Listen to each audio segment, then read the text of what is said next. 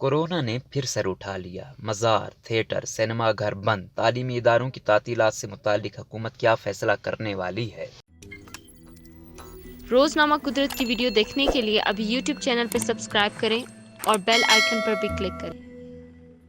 پاکستان کے متعدد شہروں میں ایک مرتبہ پھر عالمی وبا کورونا وائرس زور پکڑنے لگی ہے۔ لاک ڈاؤن ختم ہوئے تقریباً 3 ماہ کا عرصہ گزر چکا ہے۔ اس عرصے میں کورونا نے دوبارہ سر اٹھا لی ہے۔ ملک بھر میں ایک دن میں ریکارڈ کیسز کی تعداد تقریباً 1708 ہے، جبکہ جاں بحق ہونے والوں کی تعداد 21 ہے۔ تاہم اس سلسلے میں NCOC یعنی national command control and operation centre نے ملک بھر کے مزارات، تھیٹر، سینما گھر بند کرنے کا اعلامیہ جاری کر دیا ہے۔ اب سوال یہ پیدا ہوتا ہے کہ تعلیمی اداروں سے متعلق کیا ہوگا؟ کیا اسکولز، کالجز اور یونیورسٹیاں دوبارہ بند کر دی جائیں گی؟ کورونا کا بڑھتا خطرہ، پاکستان کے کون سے بڑے شہروں میں سمارٹ لاک ڈاؤن کرنے کا حکم دیا گیا ہے؟ شادی ہاز ایسوسی ایشن نے ہال کھولنے سے متعلق بڑا اعلان کر دیا۔ اس متعلق تعلیمی اداروں میں موسم سرما کی تعطیلات جلد کرنے کی تجویز پیش کی گئی ہے، تاہم اس کا فیصلہ پیر یعنی 16 نومبر کو ہونے والے اجلاس میں ہوگا۔ وفاقی وزیر منصوبہ بندی اور ترقی اسد عمر کی زیر صدارت NCOC کے اجلاس میں 20 نومبر سے صرف 500 افراد کی مخصوص حد کے ساتھ کھلی جگہ پر شادیوں کی اجازت دی گئی ہے، جبکہ ہائی رسک ایریاز میں کورونا پابندیاں